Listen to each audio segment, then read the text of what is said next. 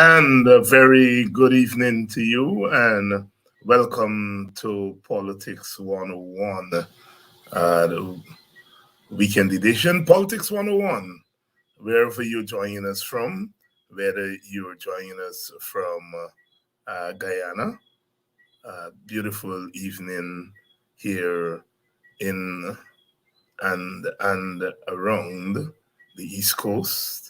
Welcome to Politics 101. I'd like to thank all of you, all our loyal viewers. Would like to thank you and welcome again to Politics 101. What a wonderful program last night with Vincent Alexander. We got a lot of feedback from it, and we are grateful to all of you for the feedback that you've been giving us. Um, the This week we of course focused on that speech by Mr. Ravi Dev, and on Wednesday night we had Vincent Alexander and Pastor London, and then Apostle London, and then last night we had Vincent Alexander, and we are going to continue to zero in on that speech because I think it allows us the space to grapple with some very important issues in Guyana. I noticed uh, one letter in one area of the press. I think it was in the Guyana Times. Somebody wrote berating me for dealing with the issue and challenging us to invite African business people to come to Guyana. Um, the letter, of course, was important for what it omitted um, more than what it said. Welcome to Politics 101. We had a Pada G dropping by this week to give us a peek into their strategic plan, and we're gonna have them back next week. We're gonna have them back next week. But for now, good evening, good night to you. All those of you who are joining us from Europe, welcome and good night because it's late in the night there.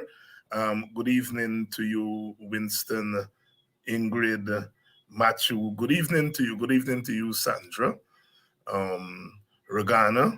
Welcome, all of you, all of you. If you're joining us from our Caribbean, from Brooklyn, New York, from Toronto, Canada, wherever you join us, whether you join us from Atlanta or Texas or South Carolina, it's good to see some people. I saw some sisters and brothers from Chicago who were here. Our sister from Chicago, I ran into her at Sister Clementine Marshall's wake and funeral. Uh, uh, um, Sister Francis Yvonne Jackson. Um, Big shout out to you. Welcome to Guyana. Um, and a couple of other people I've seen. Welcome to Guyana. Today I went to the reflection ceremony at the Parliament grounds for Ashton Chase, and went there to represent our party, the Working People's Alliance. Um, and Ashton Chase, of course, died earlier this week. Um, and he was cremated today, and there was a ceremony at the Parliament grounds, and I was there. this week. This week, it seems as though it's all over us. It's all over us. Tomorrow, one of my friends, my older friends from boxing, two of them. Tomorrow, Brother Sandy is going to be buried in Buxton, and then the following day, Brother Karma. It seems as though people are dying all around us. Every day souls are passing away. But those two brothers are my friends, were my friends, older than I was, but very philosophical guys and very philosophical men. And you wonder sometimes the men and women of our communities, if they had a chance to go on to university, what they would have done. Just remarkable. Condolences to the families of Sandy Adams, and Carmel Lewis, and one of my very good friends who's married to Sandy, Danette Booker and Dennis Booker. That family married into the Adams family. And we will try to see how we will cope. Welcome to Politics 101. Good evening to all of you. Good evening to all of you. Good evening to all of you. Good evening, Corinne. Good evening, Lester. Good evening, Mr. White from out there on the East Bank, Grove. And I met some sisters from Grove last week on the picket line when the Secretary of State was here. If any one of you in the audience, good evening to you. Good evening to you, and welcome to Politics 101. Good evening to you, Cecile Lockhart. Good evening to you. Good evening to you, Sister Denise Booker, and my good friend, Valdine Kendall. Good evening to you. We are continuing our struggle. As I was leaving the Parliament buildings to make my way home, because I had a meeting at 1 o'clock, I was parked 2 blocks away from Parliament buildings. And I tell you, as I walked between the Parliament building and where my car was parked, about 2 blocks away, going past Ashman and going towards that church. I think it's St. Philip's Church there. I was parked somewhere in that vicinity. So it was 2 blocks. And I can tell you, as I walked 2 blocks, I was stopped by at least 10 people. At least 10 people. As I walked around the corner from Parliament buildings, as I was making the turn, a lady was making the turn. And she looked me in my face and said, "Dr. Hines." I said, "How are you?" And she said, "I want you to stop and listen to me." I said, "Okay." She said, "You don't know me, but I know you." I said, "Okay." She said, "I read in the papers this morning where 2 young men who committed rape were sentenced to life imprisonment." She said, "Dr. Hines, tell me how this can be a fair place." And she gave me that lecture. She gave me that. She was angry. She was angry. You can see it was a normal working class woman going about her business, but she saw me. And I told her, yes. And she looked up into the sky and she said, "God up there, no, he's not sleeping. God not sleep." And as I walked towards my car, about 9 other people stopped me in that short 2 blocks. Others said hello, but I'm telling you, the ones who stopped me to draw my attention to that very item in the newspaper. First of all, they say, well, people don't read papers. So that's the first story. It is obvious that our people are reading. And secondly, that all of them could have recognized that story. When I usually read newspapers at night, yes, St. Philip's or Kingston Methodist, one or two, whichever one come first. I think it's St. Philip's that come first. And when I opened the newspaper last night, early this morning, about 1 o'clock, which is when I would read the papers, and I read the Kaieteur News, and the Kaieteur News had that headline: two young men sentenced to life imprisonment. One would not get parole until 30 years. I remember reading that news story, and tears almost came to my eyes. Rape is a very serious crime. And the issue for me and the issue for those people who stopped me today, and I suspect the issue for all of you who saw that item, it's not the sentence that was given to the two men. It is the fact that someone in power was accused of the same offense, but that person never saw the inside of a prison, never went before a judge, never went before a jury. But two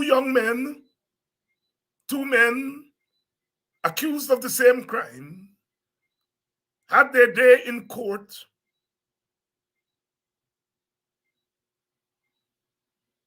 and they were given harsh sentences.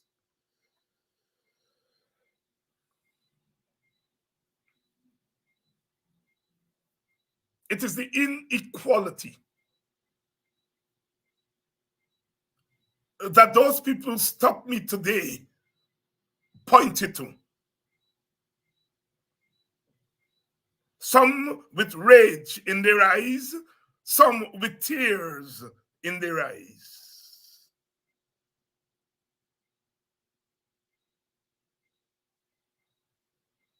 The man sending coconut water.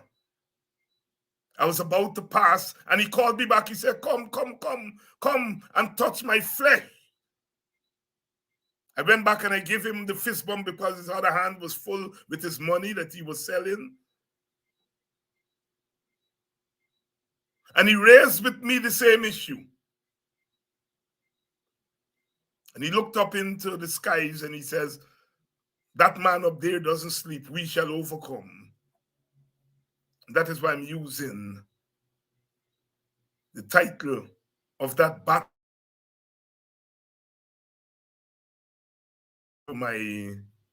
for our show tonight. We shall overcome. We are not treated equally, but we shall overcome. And as I walked away from his stall, there was another man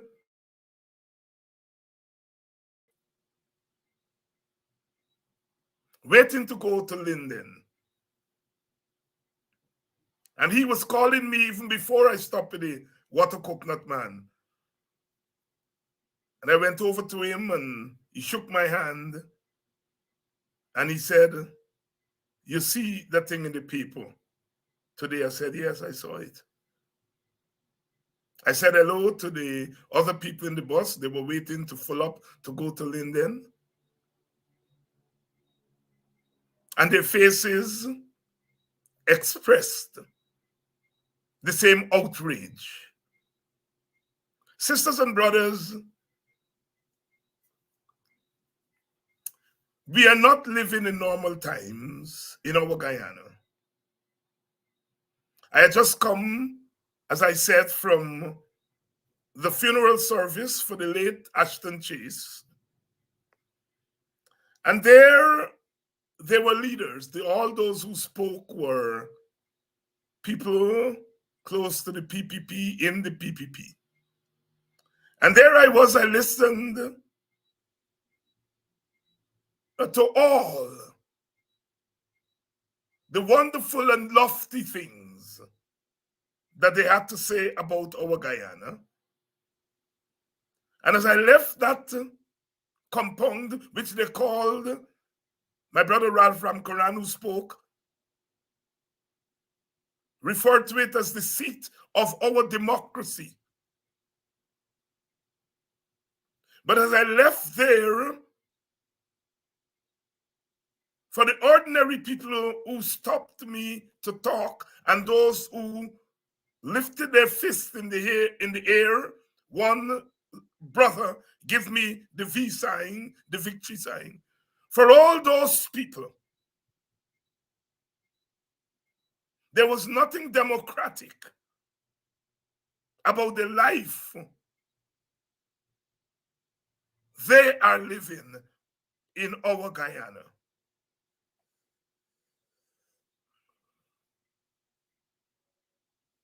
We are living in a terrible country. We are feeling the inequality.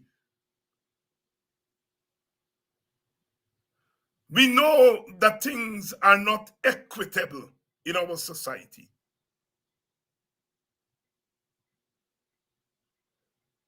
And as I drove away and through the city to my next meeting, I began to reflect on the almost 5 decades that I've been involved in political struggle.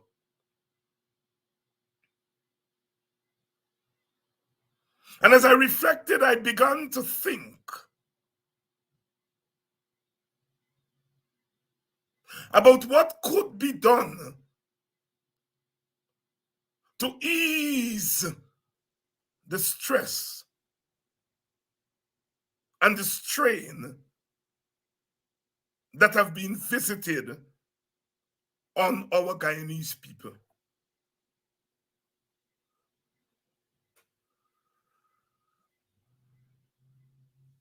What have we done?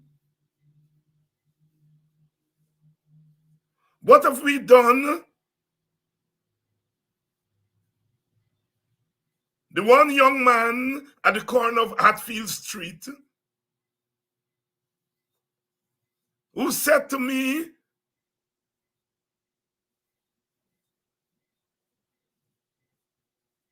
that he couldn't watch the press conference that the president gave yesterday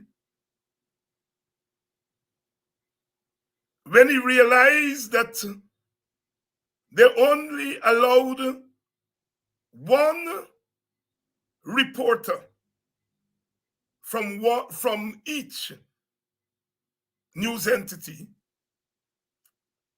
And then they restricted that one reporter to one question and perhaps one follow-up question. The young man at the corner of Hatfield Street.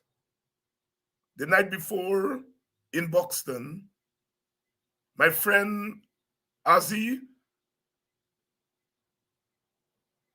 who asked me, what is wrong? David, what is wrong with the president's head? And he too referred to the press conference, but he referred to what he called the nonsense that the president was talking.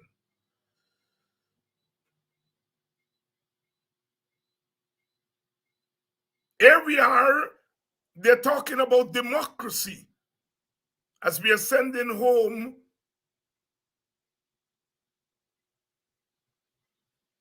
Ashton Chase. But what democracy there is when poor men are sentenced to life imprisonment, their entire liberty for the rest of their life, for the next 30 years. Being found guilty of an heinous crime, a crime against children. One of them was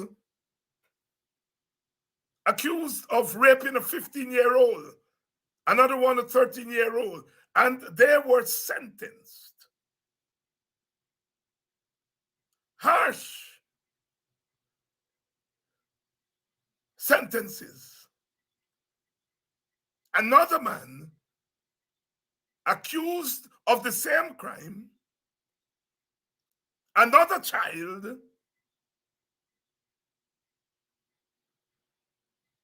and he never saw the inside of the Brigham lockup. Much more, he never got a day in court.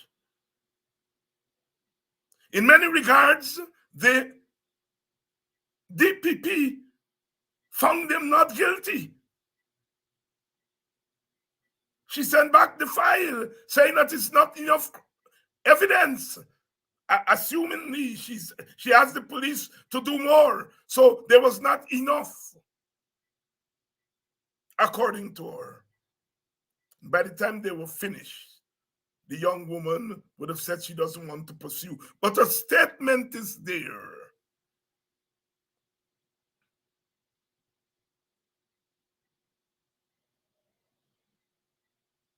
Her statement is there. And the Director of Public Prosecutions, instead of saying more investigation, but let's charge in the meantime, she had the discretion to do that. She has the discretion to do that. She did not use that discretion. It meant, therefore, that she took it upon herself to become judge and jury, rather than allow the system to work.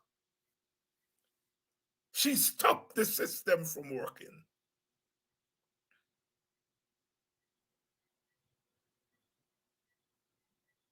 But these two young men, life imprisonment, the system worked to condemn them. But the system was stopped from working for another man because he's a man of power.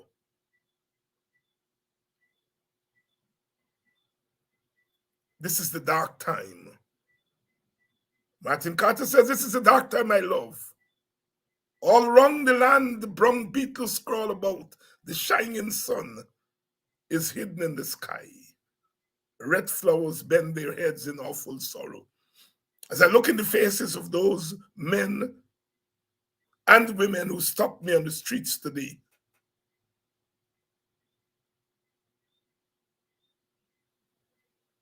I saw the anxiety and the strain in their faces. Ordinary working people trying to make a living in our Guyana, but are bombarded every day with the abuse of power.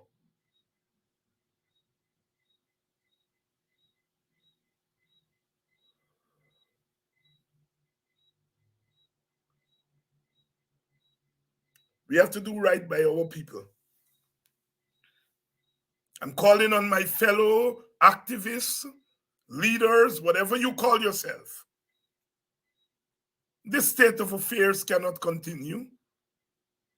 We are killing our people. They are killing our people.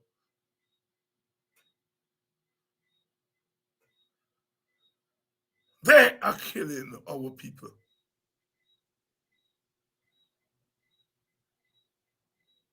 The media,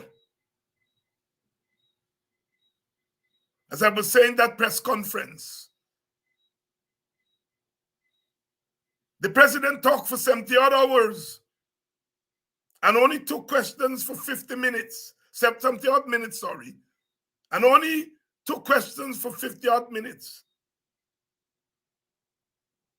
And who was sharing the press conference? Not Kwame McCoy, not one of the PPP persons. It was our friend Kit Nascimento. Kit Nascimento, you remember, who said that Ogunse, Rickford Burke, and myself are the three most dangerous men in Guyana. And remember, we were wondering, what is Mr. Kit Nascimento's stake in all of this? But we now see he's the consultant. We now see that that attack on us was a defense of the elites. As you all remember, me telling Kit Nascimento that I speak on behalf of the many, while he defends the interests of the few. And we now see why Kit Nascimento jumped on me and others, telling the media how many people to send and how many questions to ask. Is that not a dictatorship? You are dictating to the media. So many people must come, and so many people must ask questions, and so many questions must be asked. And you look me in my face and tell me about democracy? Guyana is a democracy?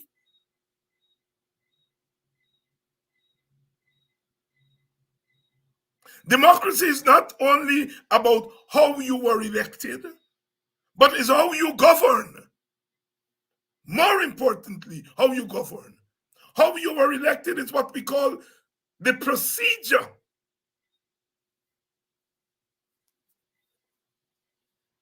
How you govern is what we call the substance. Procedural democracy and substantive democracy. If you listen to them, they tell us democracy is free and fair election, full stop. First of all, were the elections free and fair? We beg to differ. But even if the elections were free and fair, that is not the sum total of democracy. It is what you use your election, your quote unquote democratic election, to do.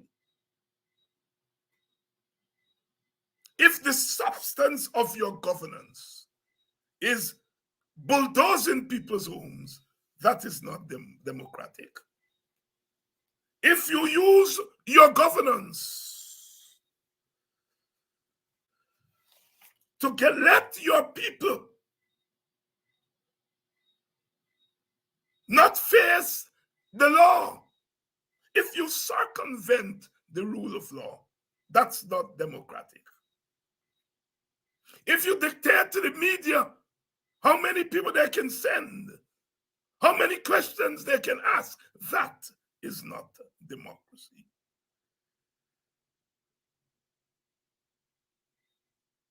If you distribute the resources that come from our patrimony in an unequal way, that is not democracy. Democracy is about democratic procedure that leads to democratic substance and democratic outcomes. Sisters and brothers, we are living in the worst dictatorship in the post-colonial history of the Caribbean. And we in the Caribbean have been guilty of undemocratic governance in the past.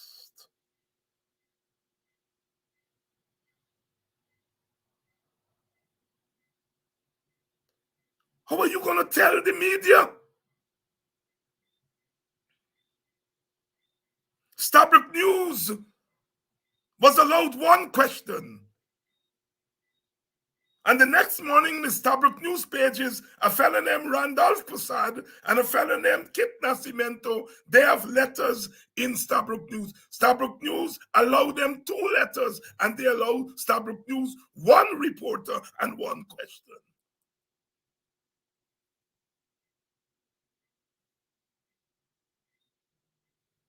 I'm talking about that fellow, Randolph Prasad. I took a long time to mention his name. He's one of the chief propagandists of the government.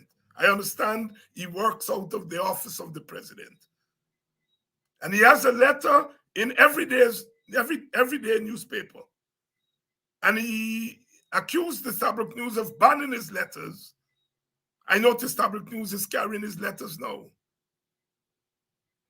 And he had a letter in today's papers attacking my elder Iusi Kwayana. Kwayana had written a letter. God bless Kwayana, the last of the founding fathers that is still alive. And Kwayana wrote a letter pointing out to Exxon.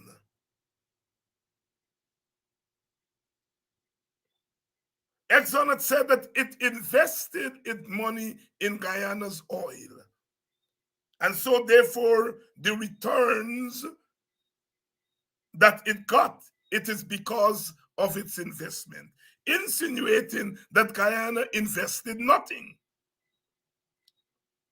And the wise man from Buxton, the sage of Buxton, wrote a letter pointing out to Exxon that the oil you are investing in is Guyana's oil. So Guyana is what? The primary investor. So says Kwayana. And Kwayana is right. To say that Guyana is not an investor is wrong. Guyana is the primary investor because it's Guyana oil. Guyana invests oil. Exxon invests money. It takes 2 to tango. That's all Kwayana was saying. And so the returns from the investment must reflect the input of the investors. What does Guyana bring to the table? It brings oil. Almost 1,000 barrels per day.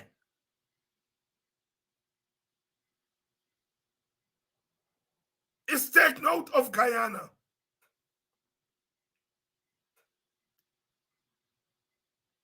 And Kwayana made reference to Africa. When the Europeans sat down at the end of the 19th century and divide up Africa among themselves, the mad scramble for Africa.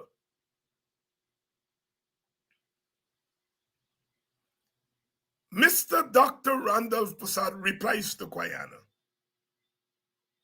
But he doesn't say, I agree with Kwayana, or I disagree with Kwayana. He goes to Kwayana language, says Kwayana is talking about neocolonialism. And Kwayana head is stuck in the past. And some people never change.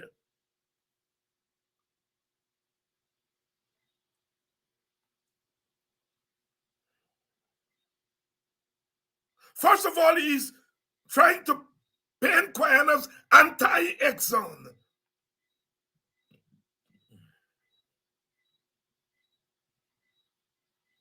Then he's saying, Kwayana is a revolutionary of the past.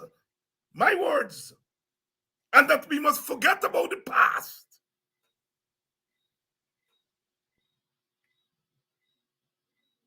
And then he proceeded to tell Kwayana what Kwayana must look at.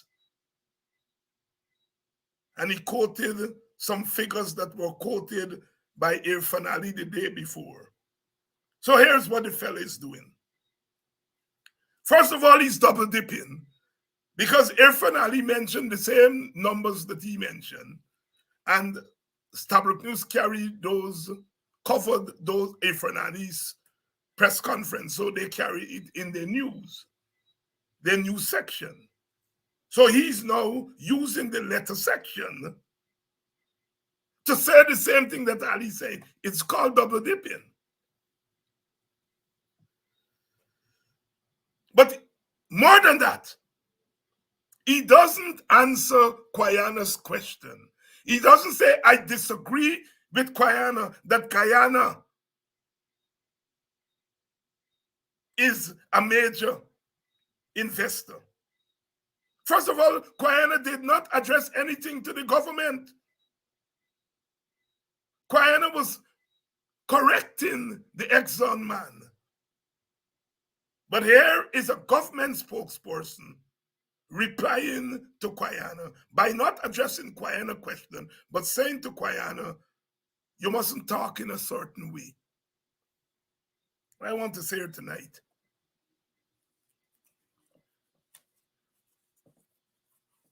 Kwayana did not sacrifice almost 80 years of his life to Guyana to be subjected to the so-called rebuke of people like Randolph Mossad. You cannot touch even the hem of Kwayana's garment. What do you know of Kwayana?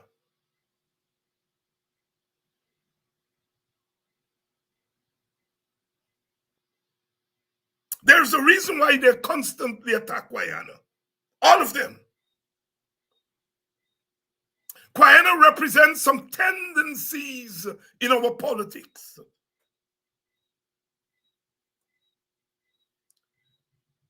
He represents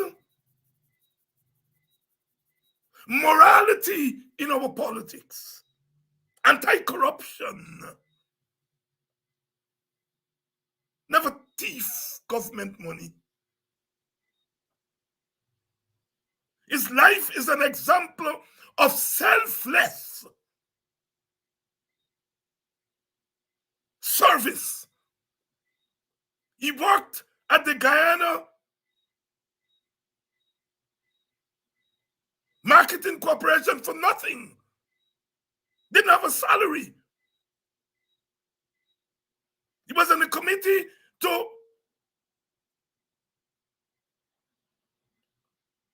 develop the plans to start the Co-op Bank. He worked for nothing. He was chairman of the Land Reform Committee in the 1960s. He worked for nothing.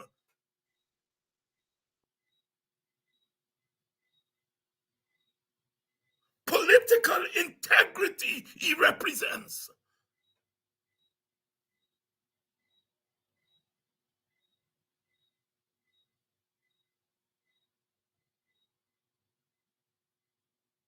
Kwayana also represents Black consciousness.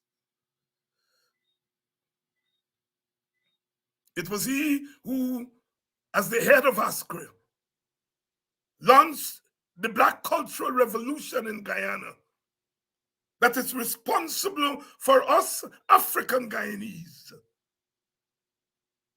naming our children African names, having a sense of ourselves, wearing dashiki and afro and all of that. He changed his name from Sidney King to Eyusi Kwayana, which in Swahili means Black man of Guyana.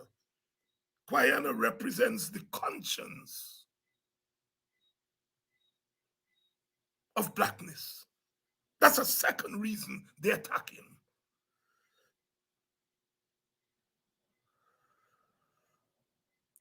Kwayana represents the poor.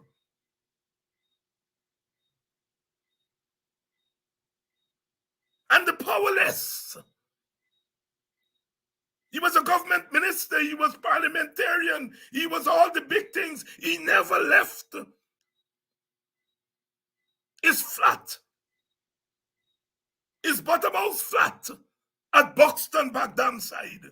He lived among the poor all of this time.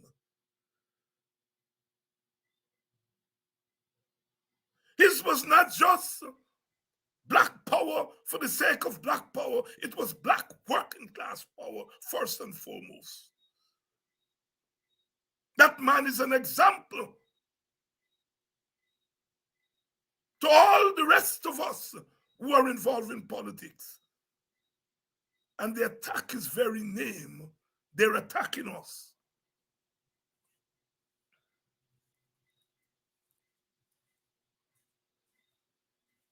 I'm going to attack them back.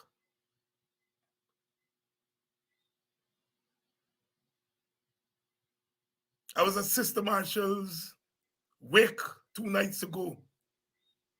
And a lady, I think her name is Mother Aisha, she said her name was, and she pulled me aside. She said, Dr. Hines, I want to ask you one thing, one request I want to make on you. Please use your influence and try to get Mr. Kwayana's family for him to come home so that we can see him and hug him up and love him up before the ancestors call him home. She said, I'm talking to you because I think you are closest to them and closest to him. She told me he has made too much of a contribution to our country for us to wait until the Maker calls him for us to say thanks. Mr. Hines, please, can we bring Brother AUC home so that we can say thanks to him? And then she told me about all the things that he did. She passed where I was sitting another time, and she touched me, and she said, please, don't tell me, please, I have made a request to you. And as she was leaving the wake that night, she came across again. I was sitting with Vincent Alexander and a WPA sister, Cheryl, and two other sisters at the table. And she said to me again, I have given you instructions.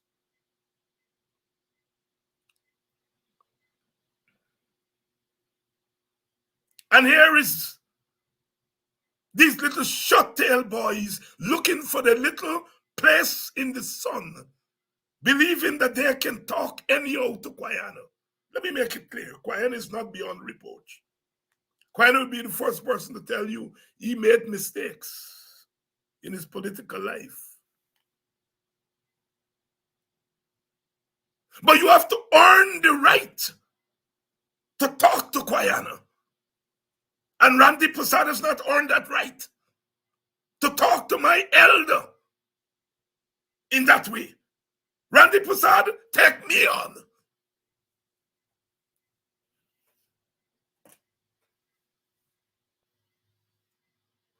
I'm a professor just like you. Take me on. You and me on the same shelf. We are flatties. Kwayana is a large bottle. And when you go in a rum shop, you don't see Flatty and Ras bottle on the same shelf. Kwayana doesn't drink rum. He never drink rum in his life, so far as I know. So he may take offense to my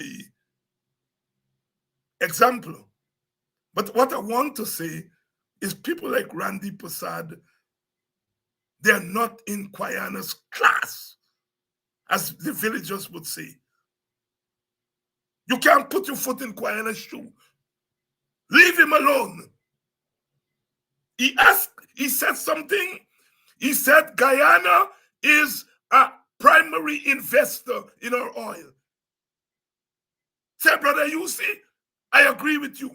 Or, brother, you see, I disagree with you. But you don't tell Kwayena what he should read. Kwayena has read more books than you will ever dream to read. These little nothing boys. They got 2 degrees next to their name, and they tell themselves that they can talk to people anyhow. Kwayena never changes. You see, they don't want us to talk about the past. But every time they open their mouth, even at the funeral today, every 2 minutes, rigged election and Burnham dictatorship. They can look into the past, but we can't look into the past. That's the kind of society they want us to live in.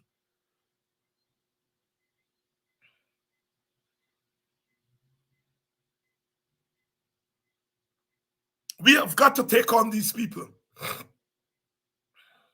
Just as we have together taken on Rafidev, these people lecture us on how we must conduct our lives, our political lives. Rafidev always talks about how his people came from India and work hard. This insinuation that black people don't work hard. He quotes Mr. Hoyt, that Mr. Hoyt tell you that when Friday night meet, black people just jump the fence for one party instead of walking.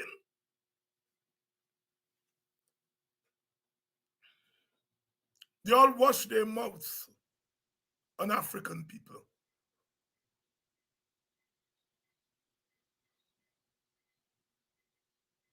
So because African people don't do business, can't do business, then it makes no sense to spend money in giving them business opportunity. Economic outcomes are based on economic opportunities. If you don't get business opportunities, you are not going to be able to become part of the entrepreneurial class. You have to have opportunities, equality of opportunities.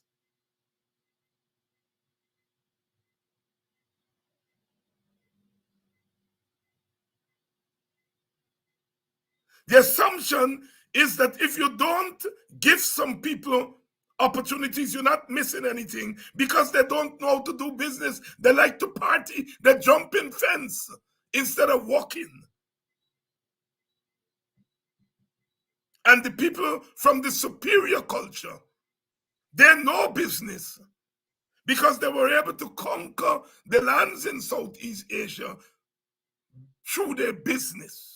And they're invited to come to Guyana, get their cake and eat it. That is to come to Guyana, exploit the resources of Guyana using their God-given business acumen.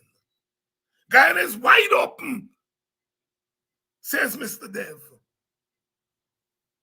Never once mentioned that African people and Amerindian people live there.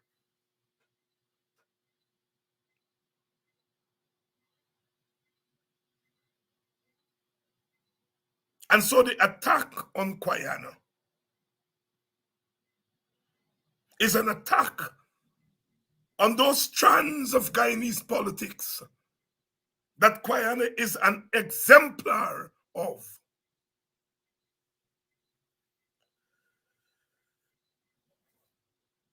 God had to recognize the talent and the breadth of knowledge of a man who wrote the party song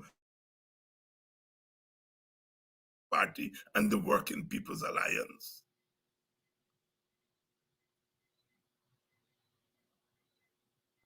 The man who gave our cooperative republic its name, the Cooperative Republic, AUC Guyana. Brother Hamilton Green called me today. He said, David, did you see that letter in the paper? I said, yes, Ami.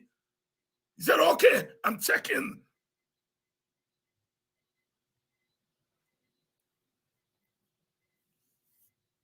Sisters and brothers, we're up against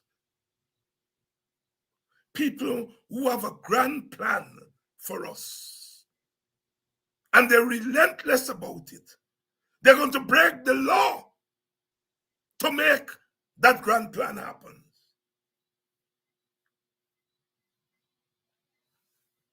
Our politics have to be multifaceted. Our politics have to be electoral, because elections are the ways by which we can constitutionally change governments. We've got to work on that front. And we don't want a trade-off. We must not want biometrics, but not a clean voters list. We want and must want a clean voters list and biometrics.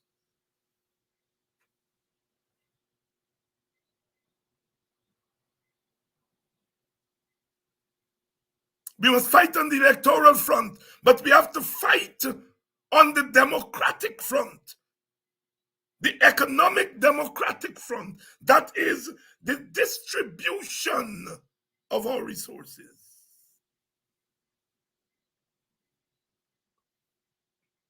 I went down to the back of my village a couple of days ago, and some young men were at the back there,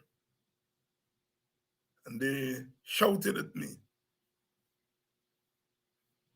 Mr. Hines, Mr. Hines. I said, hey, we didn't forget the $5,000, you know. They were talking about the WPA's cash transfer request. I was moved. Here were ordinary little boys hanging out. They're obviously unemployed. But their consciousness has been pierced with our proposal of direct cash transfers to people as a supplement to live their lives, not handouts.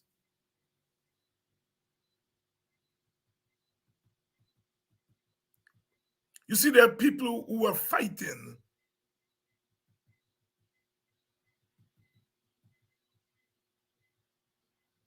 for a renegotiation of the oil contract.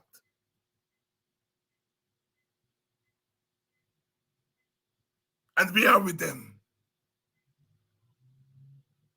But we are saying that if we get a renewed oil contract and more of the dividends come to Guyana, we still have to face the distributive aspect. Will the larger chunk of the money that comes, will it go to the working people? Will it go to the Guyanese people? Or will it go to the elites? It is clear that the PPP is using the oil money to keep itself in power, not to develop Guyana.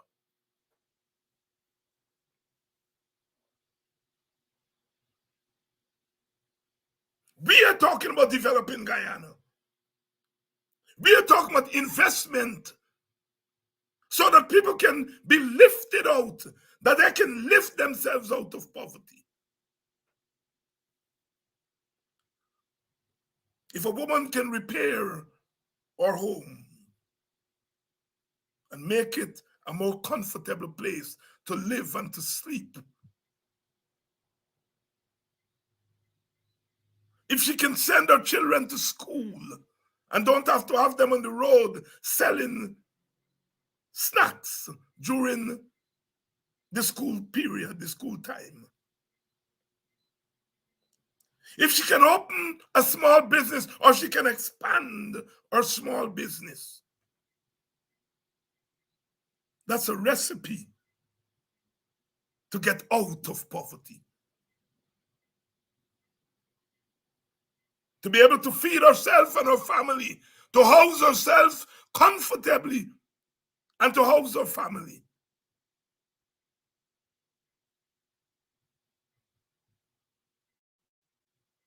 It is a recipe how to get out of poverty.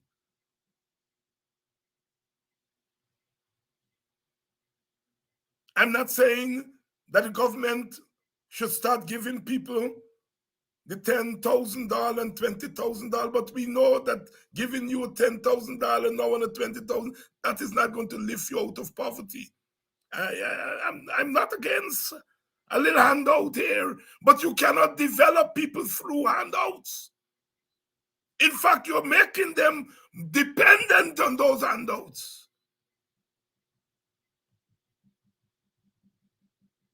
So we're not saying that the government mustn't give you a little small piece.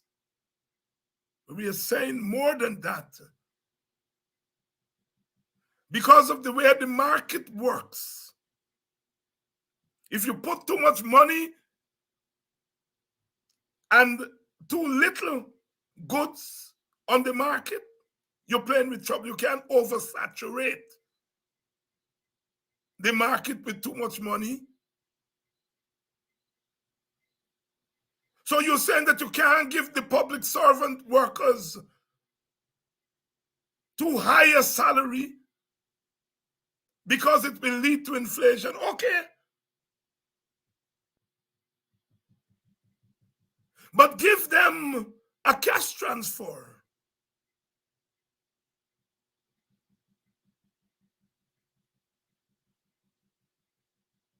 And you will see what they will do with it.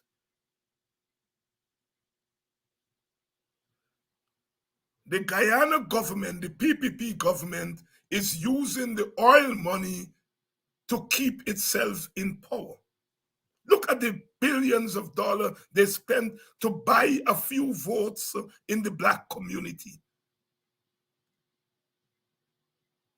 That's what they're using the billions for. Well, men in the Black community go to bed hungry at nights. They're not concerned about alleviating hunger. They're concerned in giving you a little small piece and give you a box of cook-up rice or Chinese food.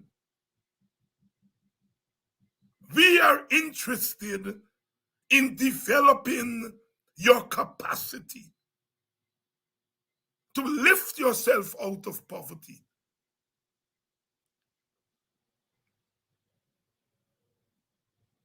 We are up against it.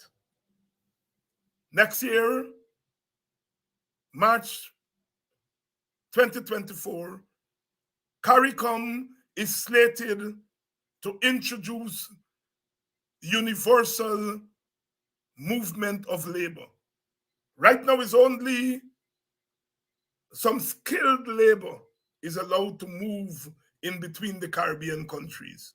According to the leaders at this meeting, by March 2024, all Caribbean people, regardless of your skills, can now move from one Caribbean country to another without being harassed.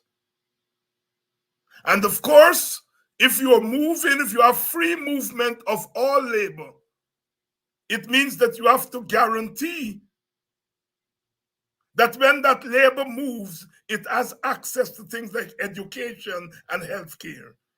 What that would mean, therefore, is that if you move where employment is, because labor will move where the demand for labor is.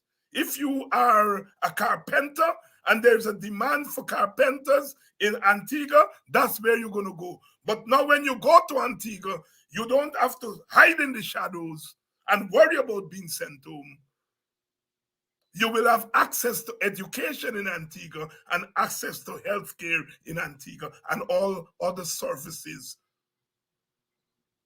So we are upping the pace of regional integration.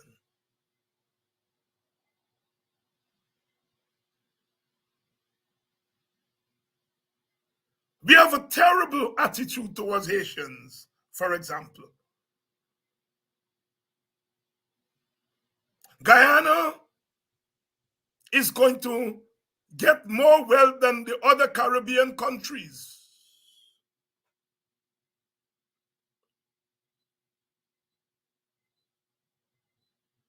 We have got to prepare ourselves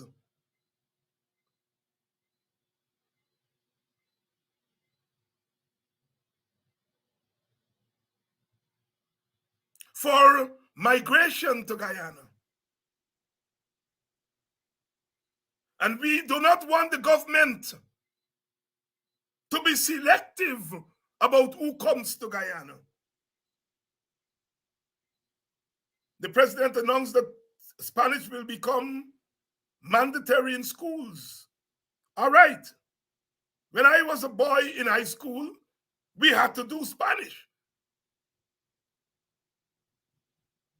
Whether it was mandatory or not, we had to do Spanish. I did 3 years of Spanish from Form 1 to Form 3. And if you went into the arts, you did more Spanish there. If you went into the science, I don't think we did Spanish over in the science stream. I think I was pushed into the science stream, not because I love science, but because I think I passed physics, chemistry, and bio. And once you pass that, people of my generation know that once you pass physics, chemistry, I think I tried not to do well in physics. But anyhow, I end up in the science stream, not because science was my thing, but because I passed them. But so the point I'm making is that Spanish at that time was already mandatory. Now, we have to monitor and ask ourselves, why are they making Spanish mandatory? I am in favor of it. But when politicians tell you something, always ask yourself what they're behind it. Let me tell you something. In the top 1% of the exam that just finished, the national grade, NGSA, whatever it is, the exam that them children just passed, the top 1%, nobody in the top 1%, no student in the top 1% came from Region 1, Region 8, Region 9, and I think 7. So what he's saying is nobody from the Amerindian areas were in the top 1%. It seems to me that we need to make English and maths and science and literature mandatory in those areas, not Spanish.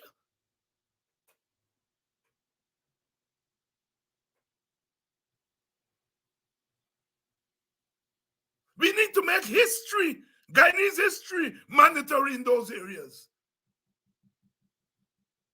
Why are they making Spanish mandatory? I am for it. Don't get me wrong. But I'm asking why the politicians are making it mandatory. Do they have plans for people coming from the Spanish-speaking countries in our neighborhood? And if they're making plans to make them integrated into the community, why? Are they assuming that West Indians are going to come here once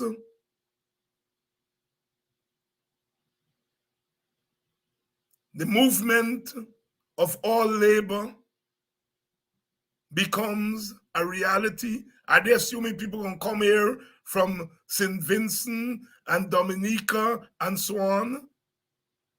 And they're trying to preempt that with people coming from Venezuela and Colombia and those places? Is that the plan?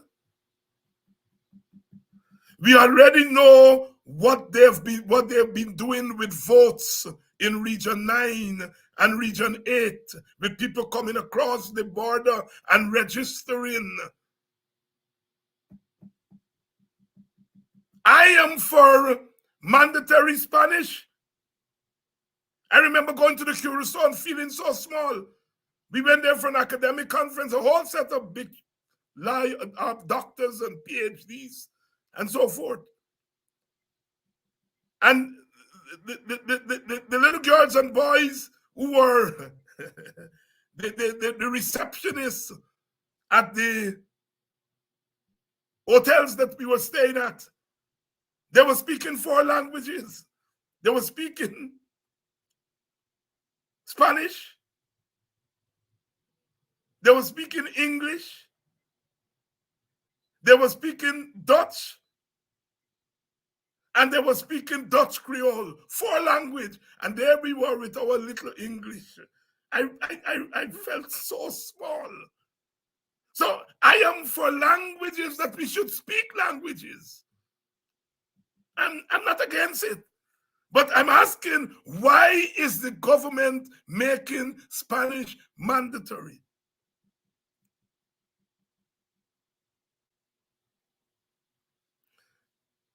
Why is the government not saying let's start teaching some Swahili in schools?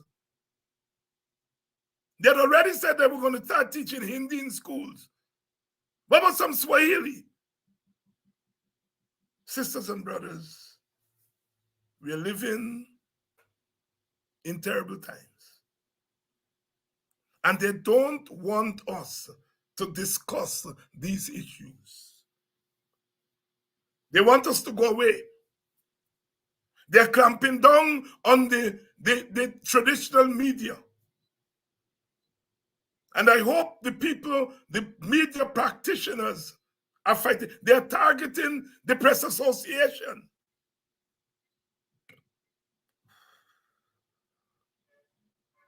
They don't want the president to be questioned. But he's a big, bright man. He got a PhD. He got a first degree from where we don't know, but he got a first degree. Why they hiding him?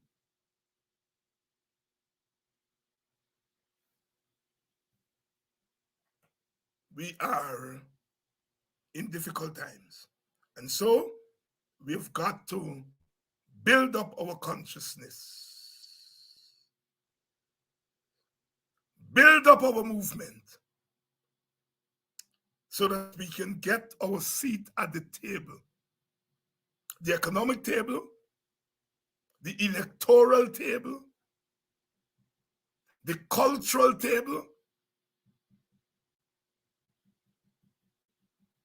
That's where we have to sit, at all the tables, not just the table in Parliament, but the economic table, where the wealth is being distributed. Who gives contracts? We must be at that table where they're giving contracts.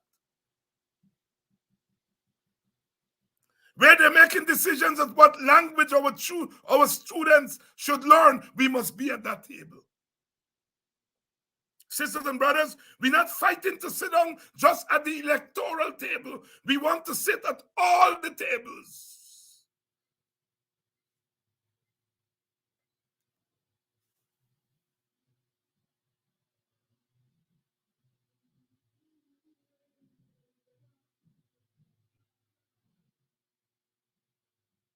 Brother C. Paul is saying that the USA is planning to push Guyana to take migrants and refugees from Latin America. When you hear these things, don't poo-poo them. Don't poo-poo them. We got to be on watch. And we have to organize. We have to organize into ourselves wherever we live, into groups. Join something. Join something. Join a party group. If you don't want to join a party group, form something. Form some committee. Join something in your community. Man shall not live by politics alone. Join some black organization, form some black organization. Invite people like myself and Vincent Alexander and others to come.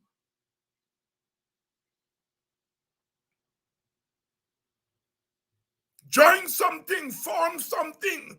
Do not be afraid. Organize ourselves. Organize as opposition. And that includes opposition people of all races and classes. Organize yourself as black people, as Amerindian people, as East Indian people.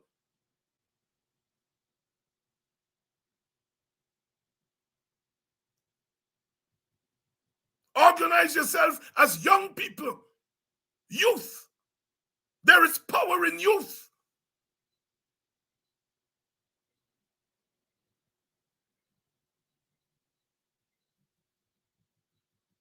Organize yourself. Tomorrow night we're going to be on, and we're going to be on Sunday night too. We're working over the weekend. We're working over the weekend. Many people have asked for a rebroadcast of last night's program with Vincent Alexander. I think I'm going to rebroadcast that tomorrow at some point. Rebroadcast it, I think, around that time. I think that's what we're going to do. We're going to be on with Professor Clive Thomas on Sunday, because we got to get with teeth into the economy. In the meantime,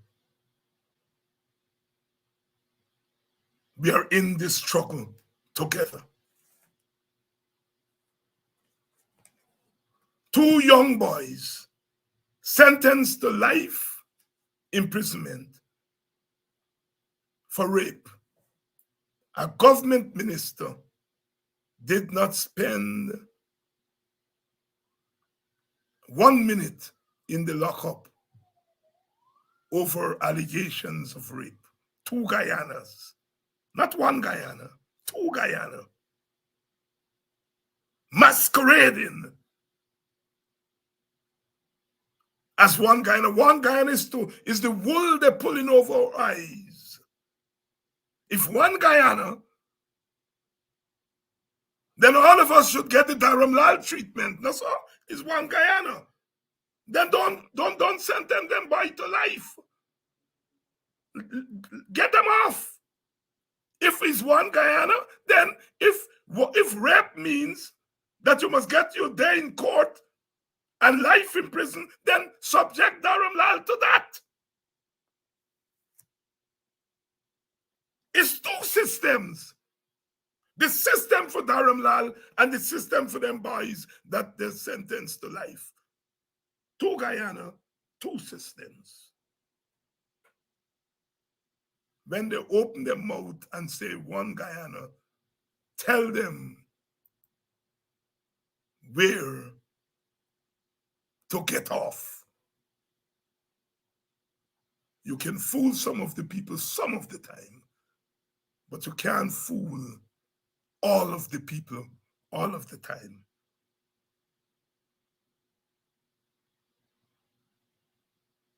See you all tomorrow night.